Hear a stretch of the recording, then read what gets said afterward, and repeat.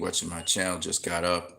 My body's not doing too well. As you can see, my eyes a little bit of water, and my face is kind of messed up. But I said, you know what? Let me shoot this video on the fly one time for you guys while I get ready and get some food and stuff ready for the rest of the day.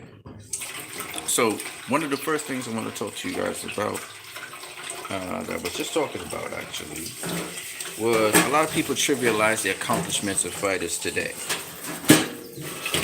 And I was in a discussion on one of the groups, one of the boxing groups on Facebook, about Nonito Donaire and the remarkable career he's had. And I said that he was a great defensive fighter, and this guy had problems with that. And he was trying to trivialize and bring down Donaire's opponents. What I've noticed is, what I've noticed about guys, whether they've seen boxing 20 years ago or whatever, even when I was, we were talking about Jermell Charlo facing Canelo Alvarez, and people started trivializing Jamal Charlo's opponents. I was like, what the hell what's wrong with these guys? But we're gonna go into that. That I think that present fighters in any era didn't get a fair shake. And we're talking about Sugar Ray Robinson, Willie Pep, etc. That these fighters, when in their time, it was probably down to the end of their career, people started giving them their props. Even Muhammad Ali.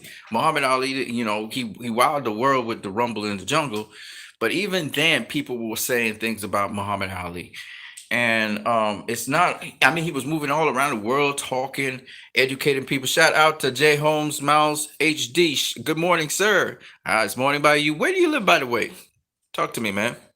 Yeah, so as I'm moving around doing different things, keeping my day busy. Yeah, a lot of these fighters in their time, there was a lot of controversy around them.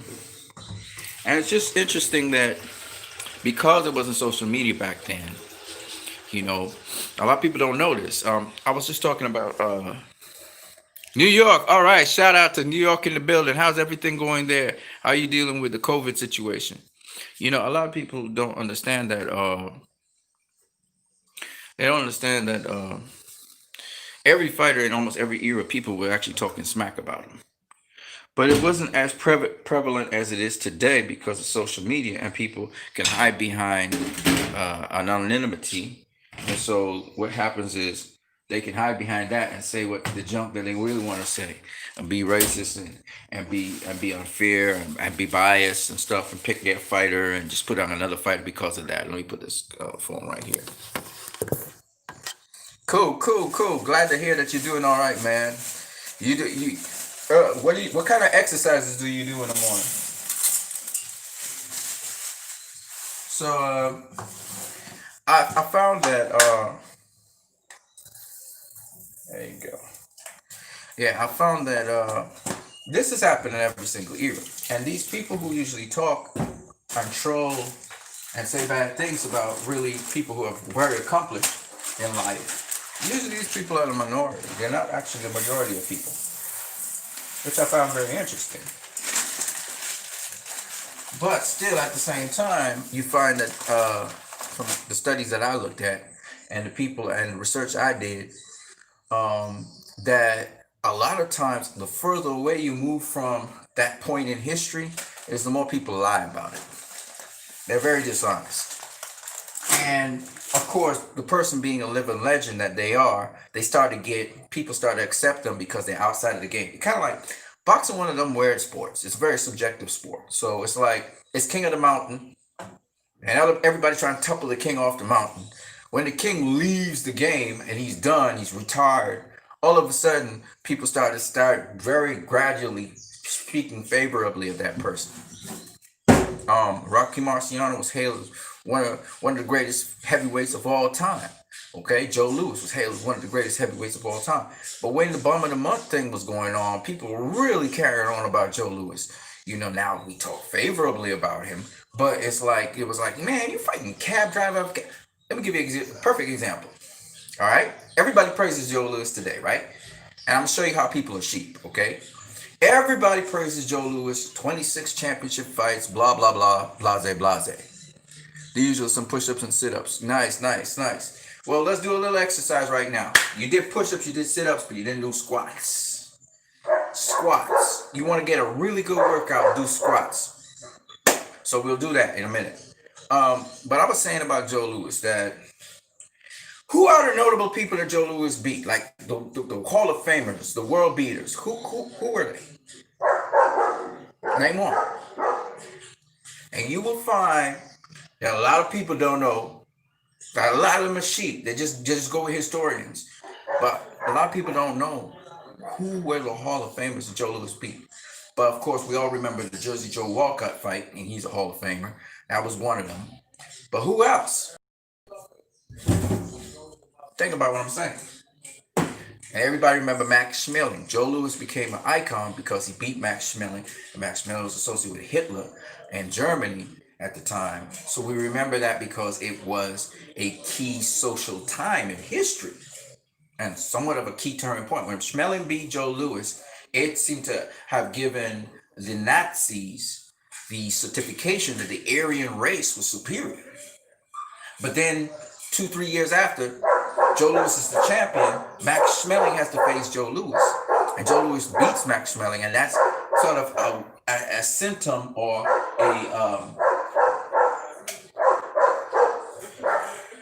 it's sort of a sign of the times because that's when the Nazis actually fell. So it's just very interesting that Joe Louis, so we remember Max Schmeling, we remember Jersey Joe Walcott. Who else though? And when you think about what I'm saying, I'm not saying that there weren't other Hall of Famers. It's just that I'm saying that we don't remember, right? The guy that Joe Louis beat to become world champion, he had only become world champion the fight before. Okay? He had not even successfully defended his title. He wasn't supposed to become world champion. He was a journeyman, right? He wasn't supposed to become world champion because the guy he actually beat was actually, he acknowledged that the guy actually beat him. All right, so it is what it is.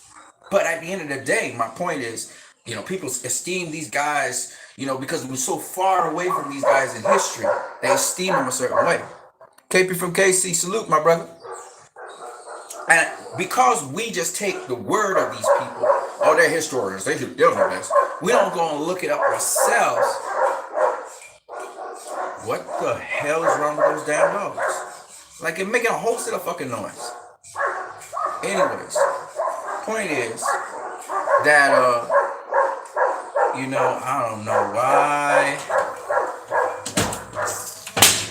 Shut up. God damn.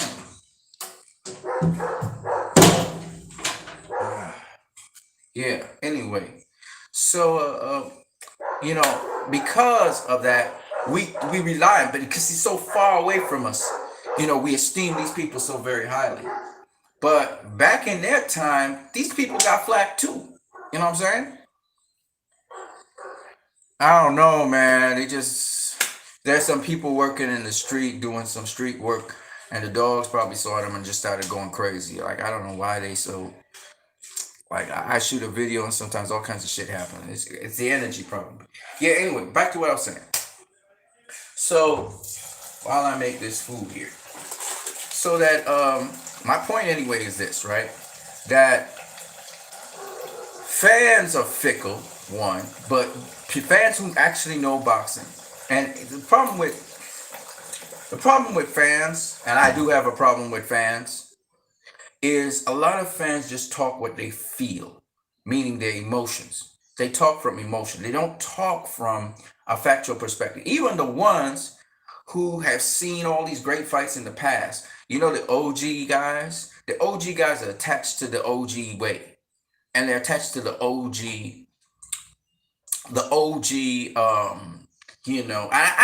I don't have a disrespect for the OGs, especially when they're respectful. I don't like when the OGs, they diss the current crop of fighters, the current generation of fighters. And I don't think the OG should be like that. The OG should be guys to educate, to want to uplift the sport and uplift even the present boxers and be able to observe things. Because if you are OG like you call yourself, then you would see the pros and the cons of the present fighters. Having seen it before, having seen the game before. But sometimes the OGs, they fixed in one way of seeing the game. And a lot of them haven't even watched the current crop of boxers seriously. But when you start to look at boxers seriously, this current crop of boxers, the current generation of boxers, you see things that the OGs back in the day didn't have. And you also see things that are new that are being brought forward to the sport. And this is the thing that I don't understand about OGs. And I'm becoming an OG myself, right? I'm 40, 49, 45 years old. I'm becoming an OG myself. But the point is, I have respect for the sport. I like seeing the new breed. I like seeing the new generation because I understand. And I don't disrespect the OGs. I don't disrespect the past guys who laid the foundation, who have certain things that they can bring to the table that the new guys are not doing. I don't have disrespect for that. I have a lot of respect for OGs and what they bring to the game. What I don't understand is why these OGs hating on these new guys. Why the OGs hating on the new guys? Oh, he ain't doing nothing. He ain't worth shit. You shouldn't be talking like that. You've been there and done that. You had your time, OGs. And I'm not just talking about the superstar OGs. I'm talking about OGs in general. What you doing hating on the younger guys? Y'all supposed to be up in there with them younger cats, showing them things so that they could be better than you, reminding them of the old way of doing things as well, so you can keep them grounded so they know where they're going to. Because some of these new breed don't have respect for the OGs, and that's a symptomatic of our times where people are not respecting what the more experienced people could bring to the table. And I get why a lot of you guys on boxing forums say, this guy's better than Mayweather, or this guy's better than Pacquiao, or Pacquiao wouldn't have lasted with these guys. I get why you saying that, because you pushing back on the younger new breed that disrespecting the older breed. I get it. Trust me, I get it. But I'm saying to you, it's not about pushing back. It's about educating. This sport came from very primitive beginnings where people just used to just scrap. Okay? That's where it came from. It was a blood sport and was about scrapping. There's a lot of things I want to say, but I can't say it all in this one video. I'm just talking. Okay? There's a lot of things I want to say. KP from Casey says it's like they don't want to reach back and teach and educate. Yeah, you were OG, man. You were OG. OG's supposed to just really be, because they've been there, they've done that, they've seen it. They're supposed to be able now to fashion this new breed. Fashion them. If the new breed don't want to take the advice, no problem. Put it out there. Show them the sweet science. Show them the boxing, because we need the OGs right now. We actually need the Sugar Ray Leonards. We actually need the Marvin Haglers. We actually need the Thomas Hearns. I know Thomas Hearns, one of the people I know, OG down pat. Thomas Hearns has been helping a lot of younger cats. Thomas Hearns has been doing a lot for the sport of boxing. And I really never heard Thomas Hearns say a bad word about any fighter today. I seen him come to all their fights. I seen him supportive of all the fighters. I ain't even seen him promoting in the background fights. So one thing I got to give for that cat, Thomas Hearns. That man has been supportive of boxing. And he will say his thing as a champion. Ain't nobody can touch me. I'm the baddest motherfucker. He would say that. But at the end of the day, he's very, very supportive of the younger fighters. And a lot of, OGs out there, and whether it's from Mayweather all the way down till we talking about the oldest OG in the book right now, Duran and those guys, right? That's what we need to see them doing, man. And I know Duran's promoting their stuff, and Duran got an immense ego and stuff. But my point is, I know as a boxer, you're supposed to say I could beat that dude. Oh, I'll beat that dude. But sometimes it ain't necessary to say that. Sometimes it's just not. If somebody asks you the question, I like how Mike Tyson put it down. One guy asked, Deontay Wilder versus you. Will you beat Deontay Wilder? Mike Tyson chose to do this. He said, Deontay Wilder, man, he got a hell of a career. He could punch like a mule. And he decided, I'm not going to answer that stupid question. That's a dumb question.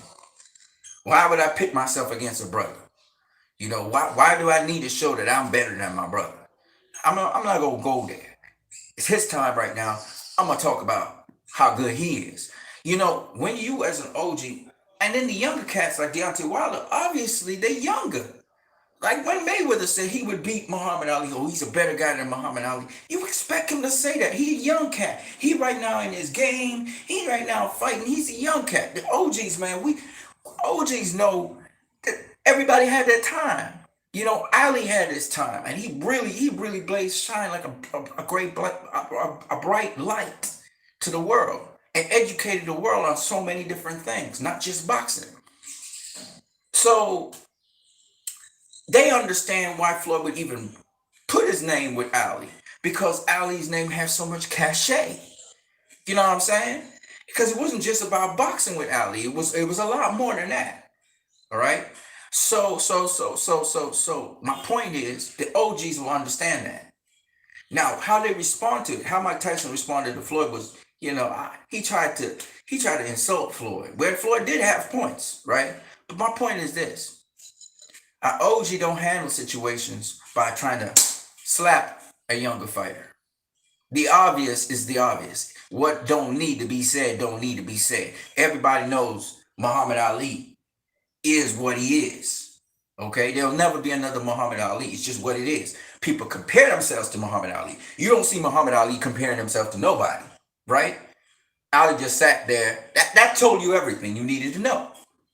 So, OG, sometimes there's certain things you just, as an OG, you don't need to say it. What do you really want to emphasize is on? Let's see the best Floyd Mayweather we can see. That's what the OG is about. Let's see the best Errol Spence we can see. Let's see the best Charlo we can see. Let's see the best Wilder. Let's see the best Tyson Fury we can see. That's what OGs focus on, because they had their time. They did their thing. There's nothing left to be said. The record's right there. Go look at it. They don't need to toot their horn. They don't need to do nothing. It's done already. We as fans, we debated, but at the end of the day, it's done. It's done. They proved that point.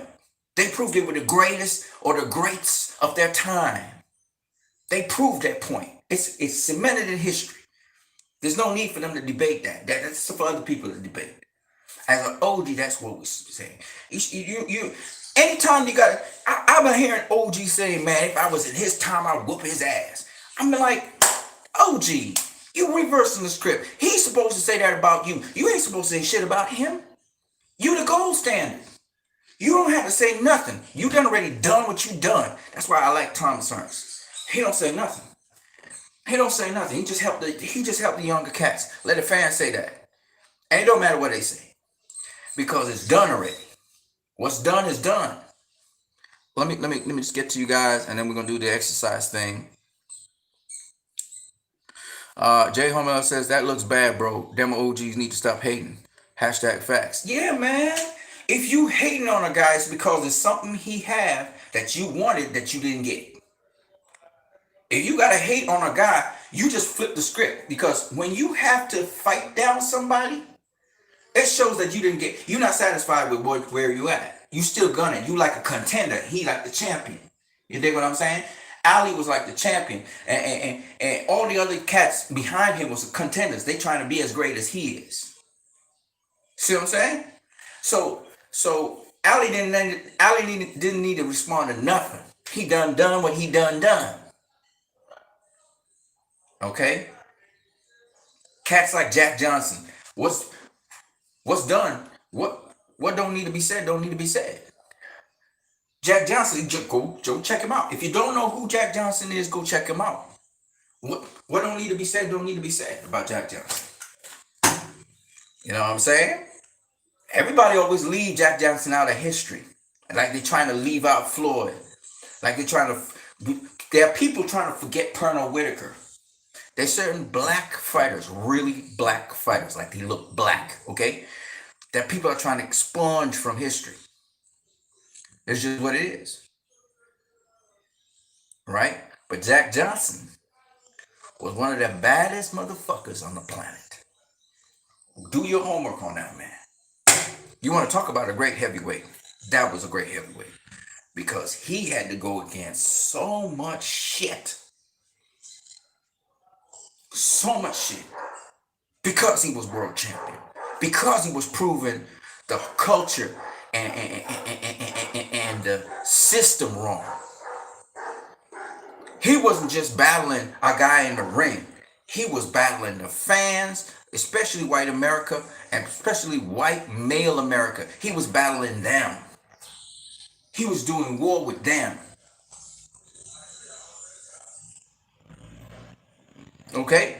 And to this day, there are black Americans who will go against Jack Johnson. To this day. In fact, at certain points in time, he was battling black America. Black America couldn't decide on him. They couldn't decide on him because he was affiliating himself with white women. He said the black woman let him down. He said, when I turn my back, she don't got my back.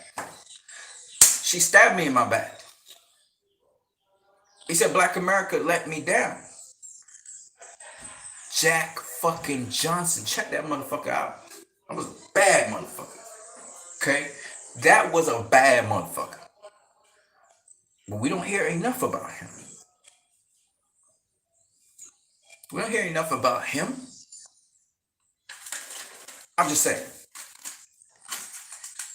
So I have a group on Facebook. You guys can join if you really like my stuff and my content. And that group is now, I just formed it just about a month ago. It's called Boxing Yesterday, Today, and Tomorrow. And like I was supposed to have done a really nice 1-hour video piece on the evolution of boxing from whence it came to what it is today. You know, it's going to be kind of hard for me to do it still, but I'm going to try, right? But my point is, and I try to explain to people, my point every single time is, boxing's come a long, long way from what it used to be. A long, long way from what it used to be. Today it's more of a science than it is ever in its history. And there have been a lot of guys who contributed to it over time. But it's come a long way. But my thing is the fans. There was a certain point in time when the fans were quite educated on boxing. But then that education into boxing and people actually doing boxing, it diminished. It was a period in which the people who were commenting on boxing didn't know what the hell they was talking about that was actually happening in the fights. And it was very political. They picked whoever they liked and they would speak about them. And to this day, we still have residues of that are happening in boxing today. We got commenters who are not looking at both fighters. They're looking at one fighter and what they're doing. And they're playing into the promoter who's promoting the fights, and they're giving a narrative along those lines. It's not necessarily that they're ignorant of boxing, but that they have to, spiel or speak this particular line of promotion. So it's like they're promoting a certain fighter instead of commenting on what's taking place in that ring. And because some of these commentators don't really have never boxed a day in their fucking life, they will tell you, as an example, sorry about the F-bombs, people, sometimes it comes out, but they will tell you, for example, they will say, this guy, he got caught with a left hook, when the Michael fight, when Casimiro caught him with the left hook, and they talk like if that's the thing, when in fact, what really happened was that Casimiro caught him with a spleen shot, and he started to cramp up on the right side. He was in great pain because his whole side here was tightened up and he couldn't breathe properly. And then because he dropped his hands to protect his body, he got caught with a left hook, and that stiffened him up even more, and he never recovered from that, right?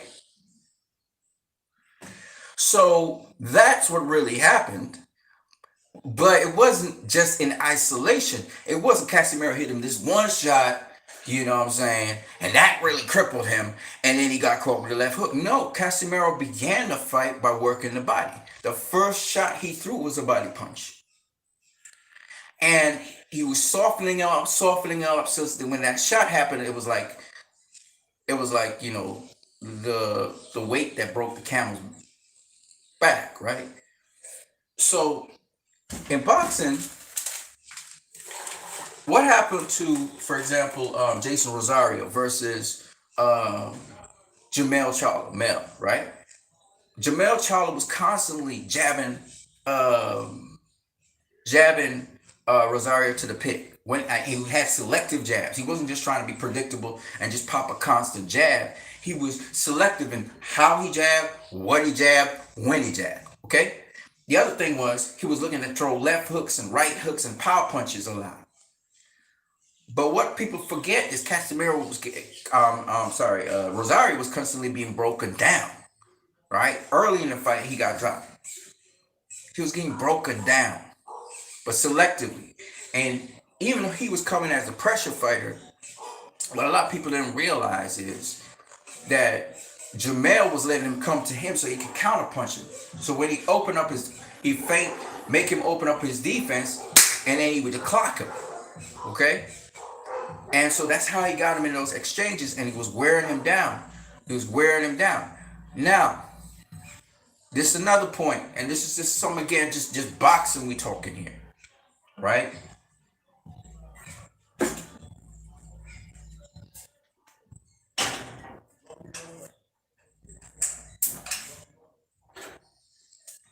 So you can check out that Facebook group, and you can ask to join. Boxing yesterday, today, and tomorrow, right? So this is another point that a lot of people forget. That see a fighter, that conditioning makes a big difference in how they perform in a fight and how they're getting hit in a fight. Jason Rosario really got serious about boxing and started his conditioning regimen 2 fights ago. Right? He was conditioned for one fight ago. J-Rock. Well, 2 fights ago, because he just had the Charlo fight, right? J-Rock fight, he was well conditioned for that, right? J-Rock wasn't as well conditioned as he was in the Jarrett Hurd fight. Clearly, that's why he got stopped. Because Jarrett Hurd was hitting with harder shots than that. He got stopped by Jason. I'm not saying Jason Rosario doesn't hit hard. He's a heavy-handed puncher. We all know this. Good counter puncher, etc. on the inside, whatever. But the point is, he wasn't as well conditioned. All right? Jason Rosario clearly wasn't as well conditioned either for the Charlo fight. And not saying that he wasn't well conditioned. He was well conditioned for the J-Rock fight. And I'm sure he probably was better well conditioned for the Charlo fight. But you got to understand something. And this is a key point that I'm talking about also with regards to Gervonta Davis versus Leo Santa Cruz. Guys who made it their life dedication to conditioning, to always being in shape. Jamel Charlo is always in shape. He's always around weight. He's always exercising every day. He's either bicycling, riding, bug. He's always active. He said he don't stay home and watch television. He's always active. A guy like that, you could see he's insanely, he got a temper and everything. Jamel Charlo said, and I quote, he said, "Y'all better be happy that I'm just doing boxing, because if I was doing something else, I'd probably fuck up the whole world by now." Okay? Meaning he'd have been in crime. Okay? Boxing's keeping him sane. Boxing's keeping him prepared and stuff. Jamel Charlo is always in shape.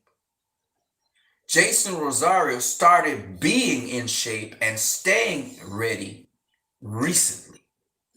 That's a big difference in conditioning. Leo Santa Cruz has always been in shape. Gervonta Tank Davis is now recently getting into shape. Will he, after this Leo Santa Cruz fight, if he so prevails, stay in shape between fights? That's the question. That's the question. Because Leo Santa Cruz is going to have that advantage of conditioning. Period. He's going to be the better conditioned athlete. So that means he will be able to take the punches better than Gervonta Davis will be able to take punishment.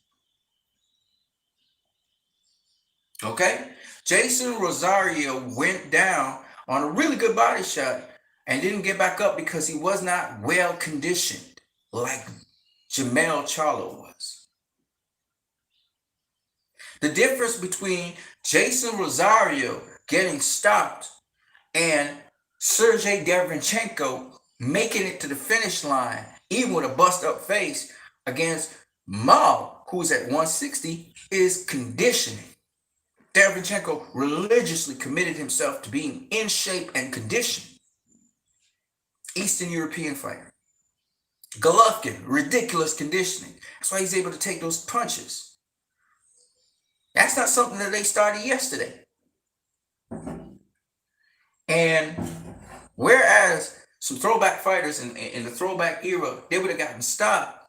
The only guy I could think of who probably wouldn't get stopped by certain punches like that were guys like Marvin Hagler, Carlos Monzon. You know, these guys with superior conditioning to the other guys, right? The other guys had skill and stuff, but then they drink in between, they womanize. You know, they wouldn't blow completely out of shape, but they never really did core body work and deal with every aspect of boxing and push their bodies to the limit all the time. All year round, they'd be sparring all year round, fighting all year round. You know, it's not necessarily like that. So these guys, when they get hit with certain shots, it would have knocked them out.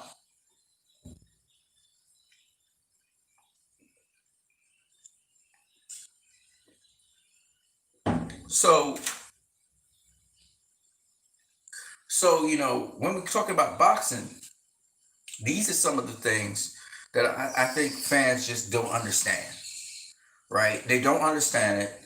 And it's sad because if you understand boxing, if you understand, it's, you know, a lot of people say, well, this guy's tough. Well, how did he become tough?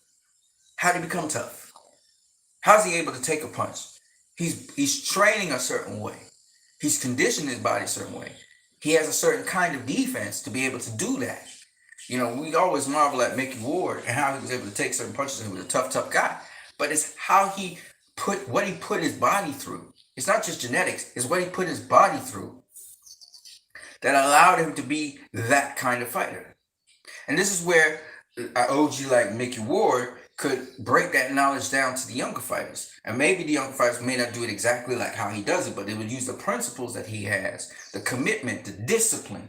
You know, Roger Mayweather always said that Floyd was a very disciplined fighter. So whereas where Mike Tyson went astray, it wouldn't happen with Floyd because Floyd was that discipline was put into him at a very young age. And I heard the same thing said by Sean Porter about his father. You know, he had been exposed to boxing as a child, 4 or 5 years old.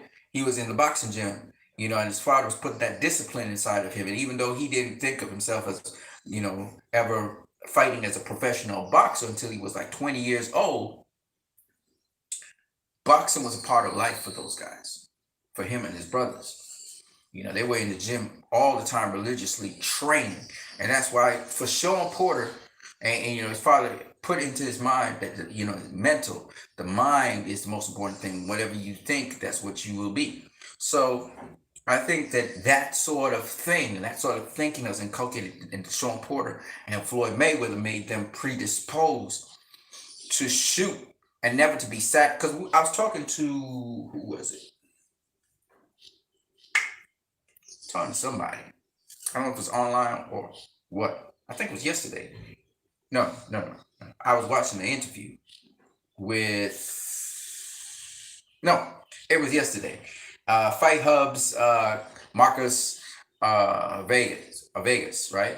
Marcus Vegas. He was saying that, and it happens to me a lot, that when you get to a certain level where you've gotten the money and you've gotten things, you get comfortable and you get complacent, okay? But disciplined fighters like Sean Porter and Floyd Mayweather and who else we got? Like Mike McCallum, these guys who had long, lengthy careers, even Manny Pacquiao, even though Manny Pacquiao was kind of complacent at certain points in time in his career. These guys, they never took nothing for granted. They always had goals. Marcus Vegas was saying that Canelo Alvarez said you have to set goals. You have to set new goals and go after those goals to challenge yourself, because Canelo's like a multi-millionaire, right? And you 10 million, $30 million, that's life-changing money, right? If you or me tomorrow got $10 million, that's good enough. We set for life, right? We put some investments in there, maybe a $2 million investments, and we take the rest of the money and we would share it amongst people, circulate it into circulation, pour it into businesses and all that kind of stuff, right? That's a lot of money for just the average Joe. You talk about a person who has hundreds of millions of dollars. Of course, he has a company and he has a promotion company, the people to pay, and there's a lot of people to pay. But at the end of the day, you have in your own hand, let's say you made $200 million, right? Gross. You keep in your hand a $50 million. What you gonna do with that shit? $50 million. Let's say you take home $50 million after taxes and everything, right? You paid out everybody. You got $50 million. What are you gonna do with that shit? There's nothing. I mean, unless you really want to just be totally luxurious and just do shit and blow it away. $50 million in hand. What are you gonna do with that? That's a lot of money. So you invest it in different things, and you keep like a 3-4 million on hand for whatever. You know what I'm saying? That's a lot of money, man. That's a lot of money. And I know that's small money compared to what these multi trillion years and billion years have. But my point is, that's a lot of money, tax free, to just be playing around. You know what I'm saying? That's why Mayweather be buying watches. Like he bought a watch for like $1 million, but it doesn't ever devalue. It just gets more. It gets more and more expensive over time. It's crazy, you know, because it's a unique item. It's crazy. So anyway, my point is that people can become complacent when you got that kind of money around you. What keeps you motivated? What keeps you driving? You know, I feel a bit comfortable right now. I'm not pushing and grinding like I should. What keeps you going? Because the human psyche is, oh yeah, I'm good, man. I don't need to do nothing. I don't need to do that no more, man. I don't need to run. I don't need to buck. I don't need to go to the gym. Why the hell did I do that? I'm good. I'm good. But you have to have something to drive you. And the only thing that could drive you is to be great. To be great. Right? To be great. That's what drives these guys. I want to do something great. I want to do something to inspire people. I want to do something to make a change. So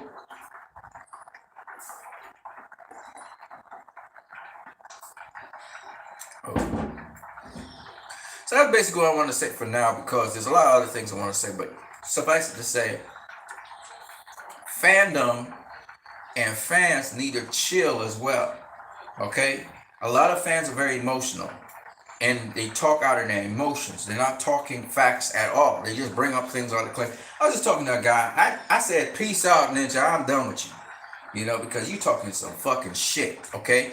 Because I fact checked him on everything. I started fact checking him, and then realized I'm wasting all my time fact checking this nigga. This fool is saying a lot of shit that is not true, okay? And he needs to pack it up and ride out, because this discussion is just getting dumber and dumber, okay? And this dude, he trashed the opponents of Nonito Donaire, right? He's like, oh, they was just okay fighters. This just became more. I'm like, dude, this dude's a Hall of Famer. What the hell you talking about? Jorge Arce is not no fucking punk. He ain't no joke. When I said that Carl Frampton is a future Hall of Famer, this fool said, and Gilbert Regenau, this fool said, he thinks Carl Frampton and Gilbert Regenau are Hall of Famers. I'm like, this asshole. You know, the audacity of these stupid ass fans. I never said they are. I'm saying they're probably going to be, because of the accomplishments they had and the names that they beat. Roger Mayweather said, and I don't want to go on and on and on because I've been going for a couple of minutes. Well, but Roger Mayweather said, records, who gives a fuck about your record? Who gives a fuck? It's who you face and who you beat. I keep on explaining this to people, but people just don't understand that I'm not the one that's saying this shit. That's another thing about fans that I can't understand. You do not judge a person based on what they're saying to you. You judge them on who you think they are. I've heard these fucking, even some of these YouTube channels, right? They try to clown me because I'm What You Need. That's my name. So they hear them. Oh, What You Need said that Claressa Shields would beat a man. She's a man beater. Never said that. Right? Never said that. I said she could go 3 rounds with Terrence Crawford. I still maintain the same shit I said from the very beginning. She go 3 rounds with Terrence Crawford. You know? That's all I said. And these motherfuckers, because they're so fucking emotionally think that boxing's a man sport and everything's man and man, they took it to the nth degree and they showed their bias. Right? Back to what I was saying. Clowns, they get too emotional up in here. They don't got no facts. They just emotional, right? By the way, Carissa, she spars guys. And no, they don't take it easy on her. And not only her, Senisha Estrada, shout out to Amanda Serrano, shout out to Katie Taylor, shout out to these women. Because what a lot of people don't realize is sometimes they don't have sparring partners to spar with. Yes, sometimes guys take it easy on, but then sometimes this guy, what's his name?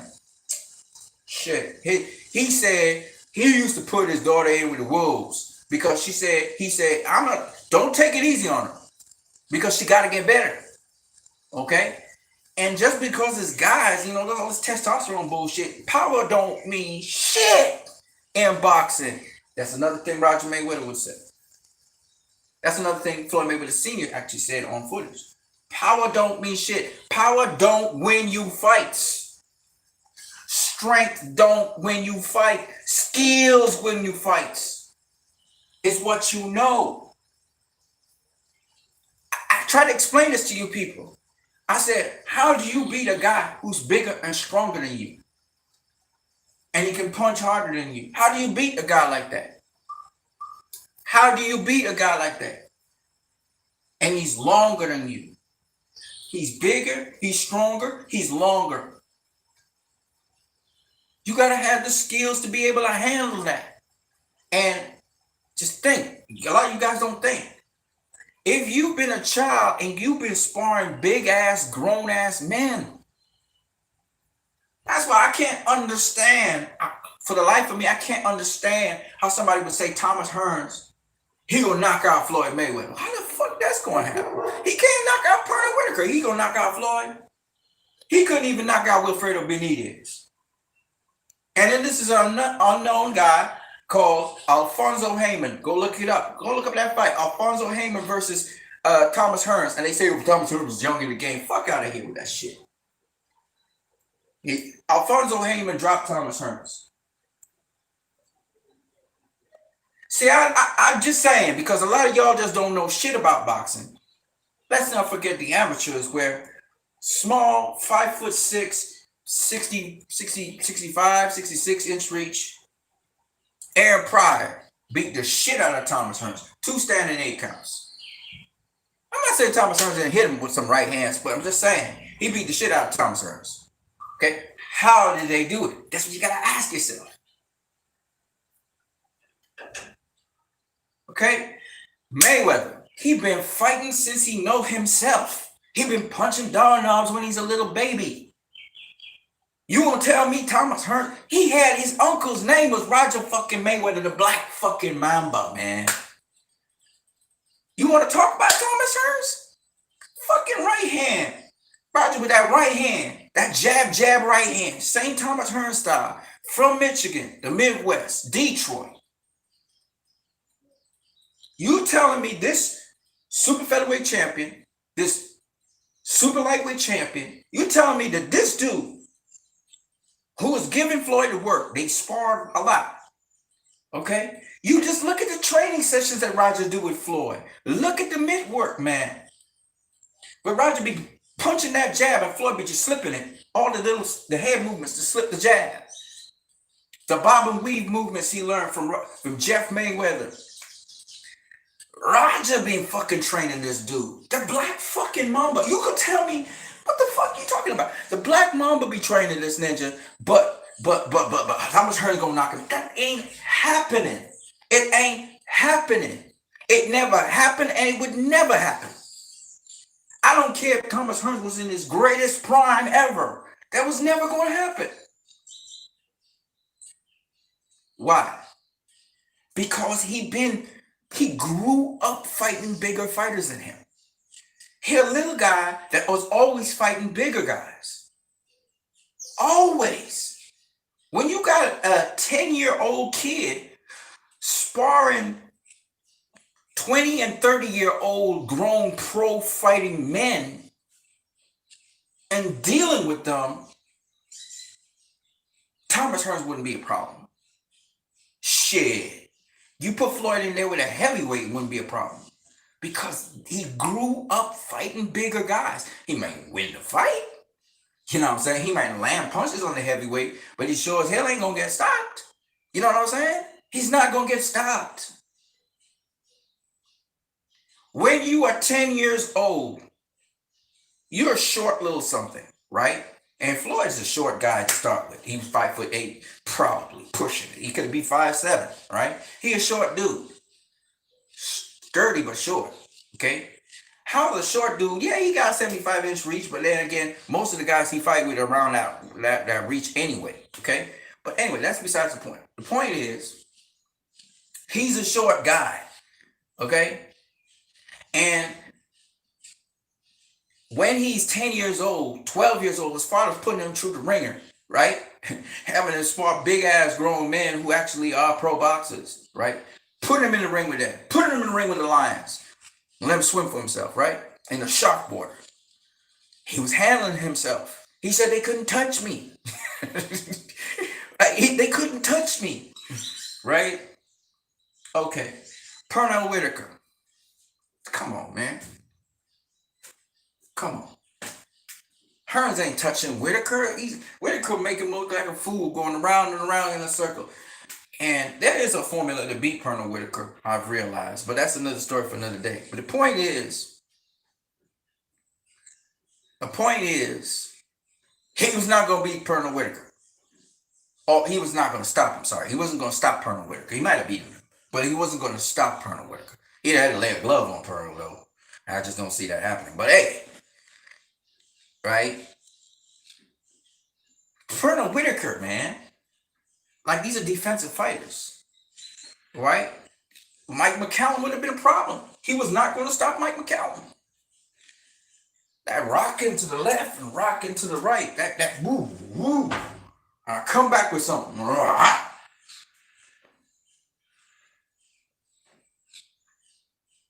Georgie Benton. He's not going to knock them guys out. They never been knocked out in their career for a reason. They faced Hall of Famers, all-time greats, all that, and they never been knocked out. In fact, some of them never been dropped. Why? Because not Mike McCallum, put him aside, but Pernell and Floyd, they've been fighting bigger guys all their lives. That's their specialty.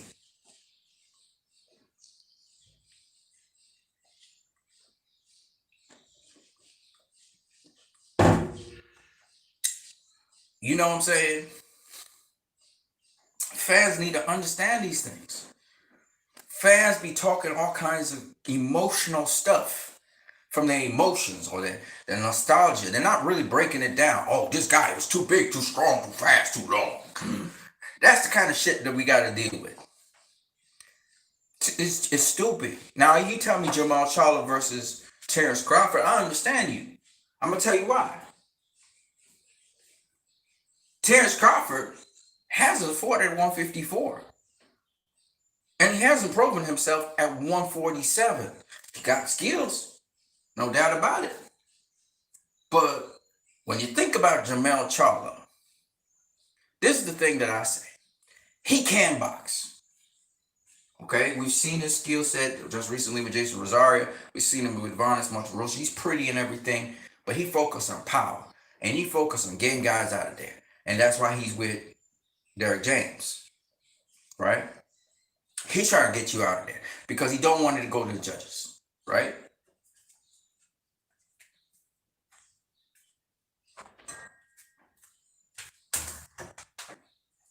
So my point anyway is this, right? That at the end of the day, Terrence Crawford versus Jermall Charlo is not necessarily something that Terrence Crawford can't win, but it would be dangerous for the fact that Jermall Charlo is going to be in a mindset and a tactical mindset to hurt you and then to get you out of there. right? That's his tactical mindset. And he's been training to do that. And he's not stupid. He's not gonna take unnecessary risks. Okay? He knows what he's doing in a trade, etc. But he's going to work very hard at stopping you. That's what he cares more about than trying to win every single round.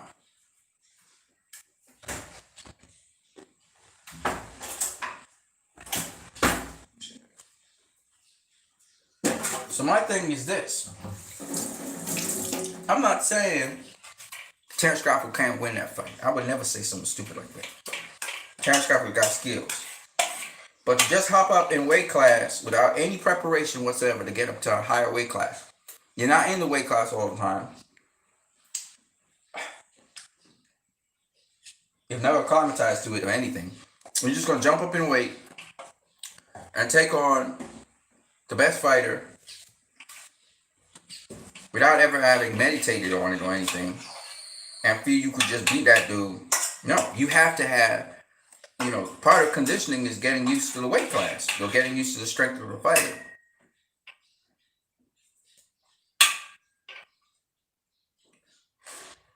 And only once Mayweather did that. And that was Jose Luis Castillo. And that was a pretty close fight, right? And Castillo, skilled fighter, but nowhere near the speed, the quickness, the explosiveness of a Jermell Charlo.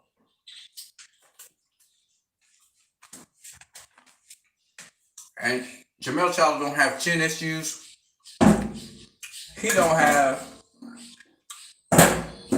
body issues. He's never been dropped.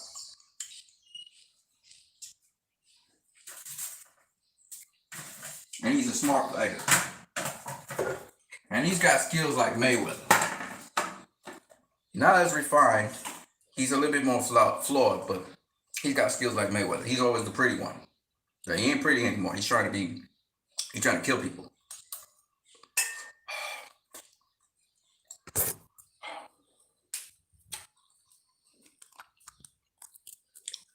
All right. So bottom line I'm saying is this.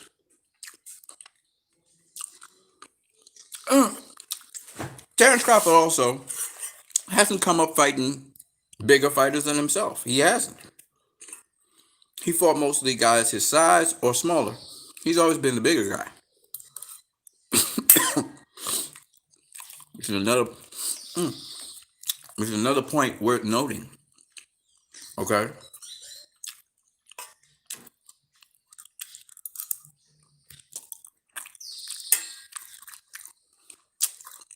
I think he fought Jeff Horn, who was bigger than him. That's about it. I mean, American did fight at middleweight, so that's another guy. But I don't know what their fight night weights would be. Ah, damn it, the reflux. So, you have to excuse me for a minute. The thing I'm saying is, a lot of fans just get carried away. Oh yeah, he would beat Jermell Charlo. Jermell Charlo is nothing. I'm like,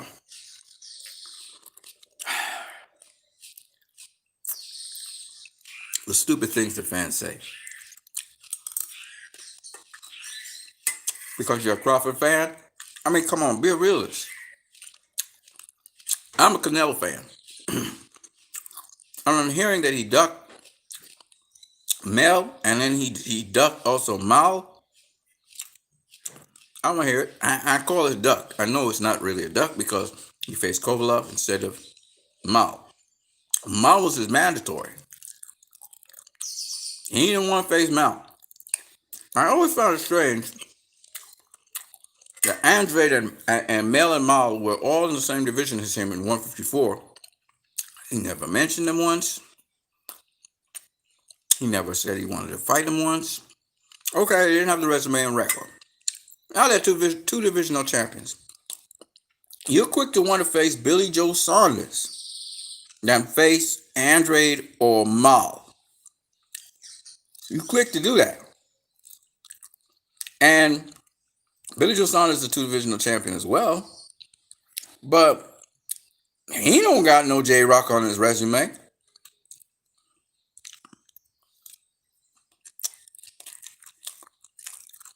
Eubank Jr. is not as skilled as J Rock.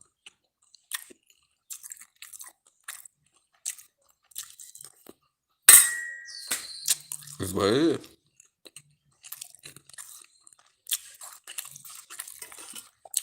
You know, I hear some fighters say the guys of the lower weight classes. This is real shit that fans say. They don't really fight nobody.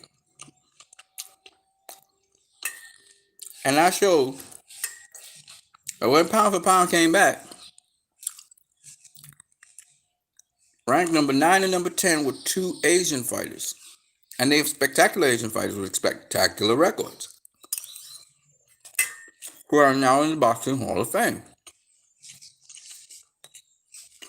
Okay? So what nonsense are they talking about?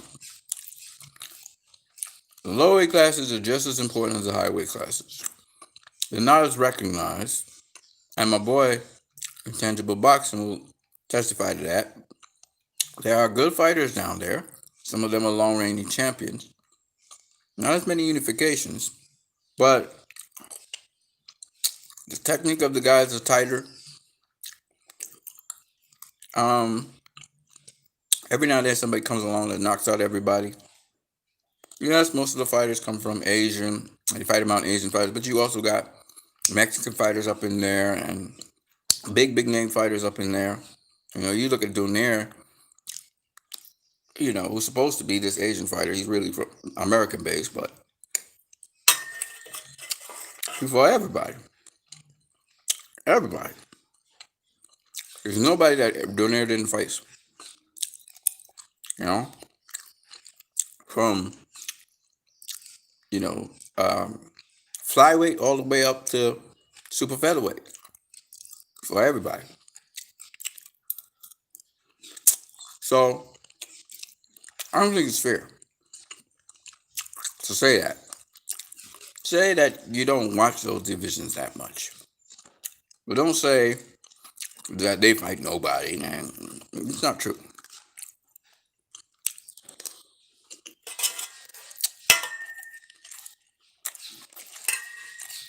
You look at guys like Kid Chocolate, not Peter Quillen, the Kid Chocolate. He's a low weight division guy, right? He was a junior featherweight, bantamweight champion, right?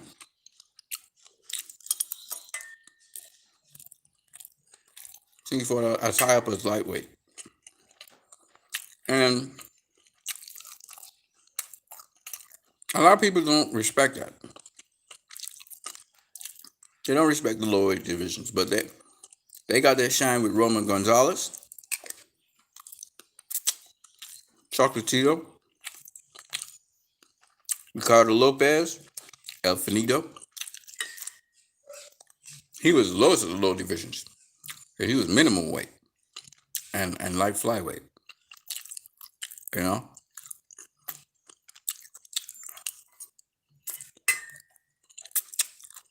He's a pound for pound fighter. He used to fight on the undercards of guys like Roy Jones Jr., Mike Tyson, all them guys.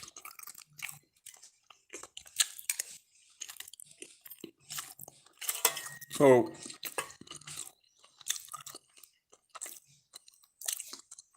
smaller guys should get some shine, man. Should get some shine.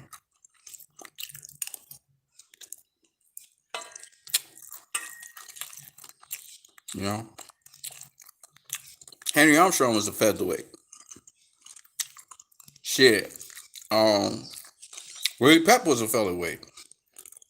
You know what I'm saying? Well, lower weight classes had people who fought.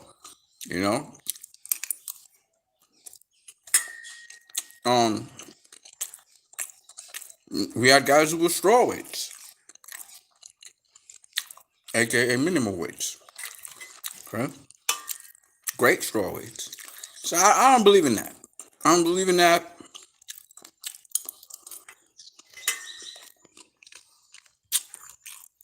I don't believe in discounting the opposition of an opponent. And I think this really started happening when I heard people trying to trash Mayweather's opponents. I'll never forget that. Sam Mosley was old. Yeah, but he was the number one welterweight in the world, and he was trashing the younger guys. All the prime guys, he was eating them up.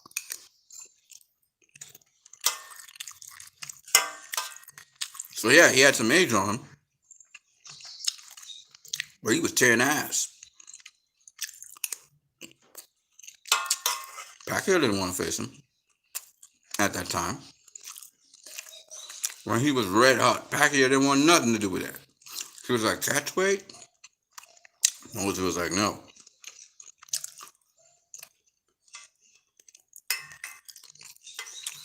You know what I'm saying?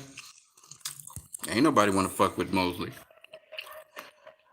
Nobody. Berto started stepping up to the plate, and then he was like, oh shit. In 2010, they had the earthquake. He had to go. Mosley was like, Mayweather. Mayweather didn't have nobody because Pacquiao ducked his ass.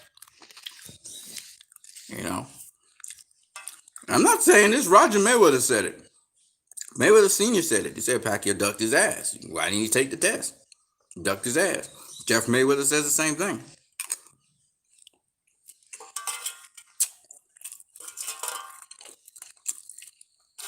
These are not my words. Jeff Mayweather was like, Mayweather ducking Pacquiao? That's weird. Said he ducked his ass. The one who didn't want to fight was Pacquiao because he didn't want to take the test. How could Mayweather duck Pacquiao when Pacquiao's the one that pulling out the fight?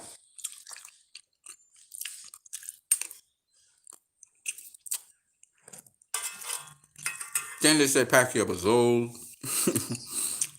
When he faced Mayweather, Cotto was old. Baloney excuses. Cotto wasn't old. He was still in his prime. Pacquiao was not in his prime, obviously. But he was whooping prime fighters' ass.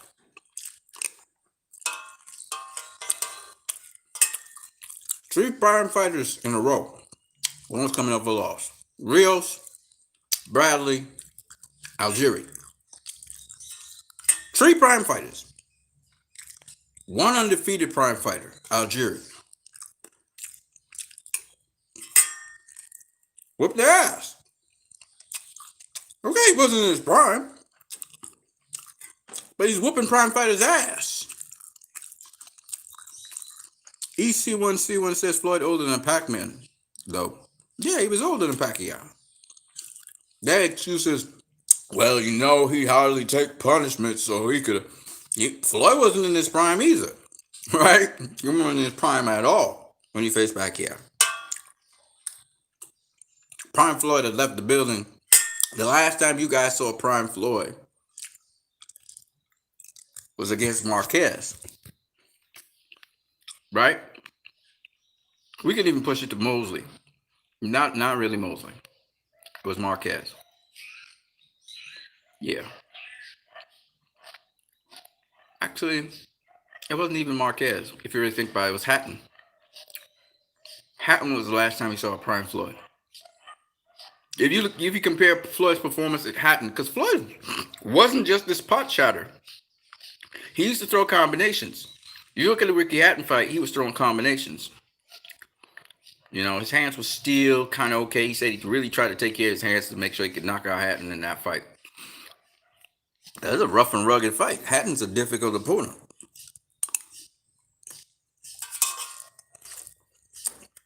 And yes, Hatton does get caught with the left hook coming in. But usually he had a beard. Like Roberto Duran and all these guys, sometimes they get hit with shots coming in. But they could take it. I think Floyd broke Hatton's jaw. The iron jaw, that is, when he hit him with the check hook on the left side, and then he slammed into the turnbuckle of the ring. I think that broke the camel's back. Because Collazo had tested that chin in the 11th and 12th round. But He really got tested. He was taking punches all night long, but that last punch broke the camel's back.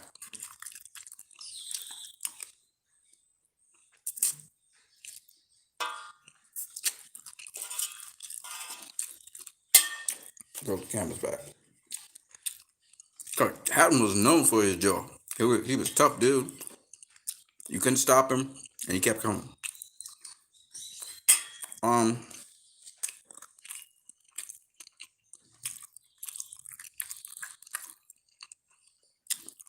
People devalue certain fighters, Victor Ortiz and so on. But my point is not the opponents of Floyd. I say the guys who they try to devalue a fighter.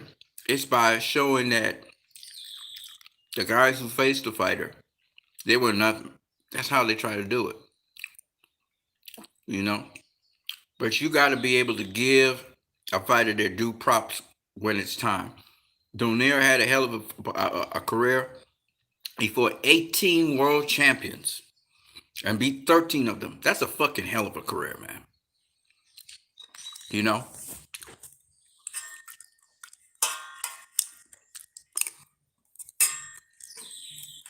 Mayweather faced 15 current world champions. Okay? He beat all of them. That's a hell of a fucking career, man.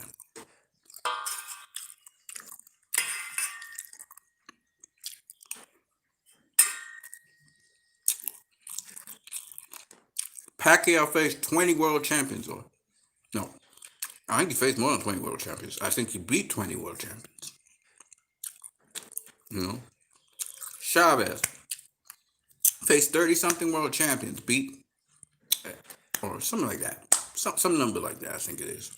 Hey, not so much. I think he faced like 18 world champions, beaten 14 of them or something like that. Oscar De La Hoya faced more world champions than Pacquiao and Mayweather, but he beat, I can't remember how many of them. Oh, no. I think he had more championship fights. I think it's championship fights I'm talking about. It's remarkable. I was looking at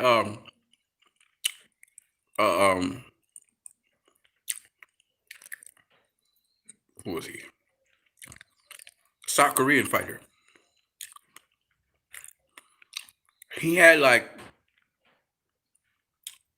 30 something championship fights. He won like 29 of them. Well, no, he didn't win. He was undefeated for 29 of them. You know what I'm saying? That's crazy. I've seen all kinds of shit. And I'm talking, he was facing some names of the day. I've seen all kinds of shit in boxing. You know? I would tell people, listen, I'm in all of these boxers. To me, they're heroes to me. Because boxing is the hardest way to come up. You gotta be coming from a background that was tough.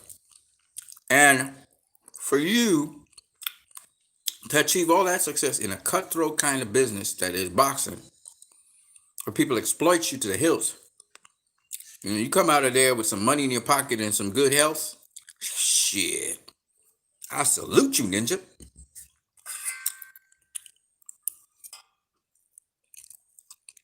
It's a tough game.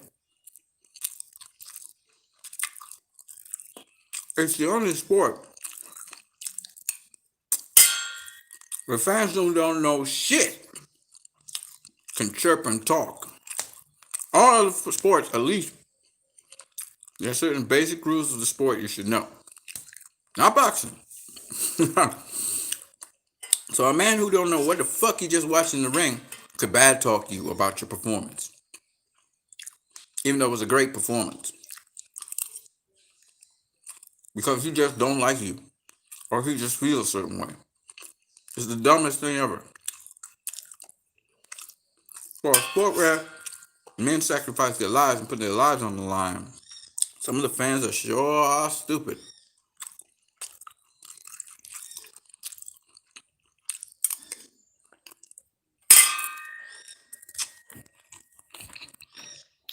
So we have to educate people, man. It's hard, but we got to do it. How much you need?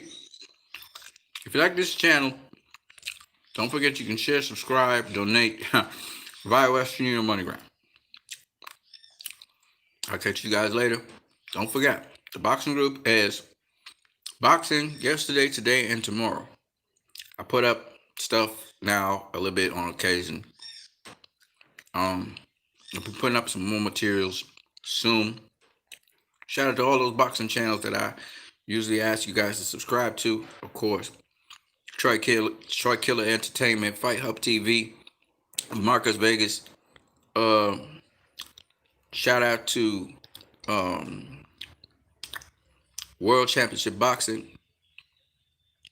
Okay. Shout out to Master Boxing. Shout out to How to Be Great. Shout out to Precise Striking. You know, all of these channels, man. This is where you get to really learn. Coach Anthony, shout out to him. I did a plug for him recently. Listen, all of these channels actually teach you boxing. And once you can start to see what's going on in the ring, it's better.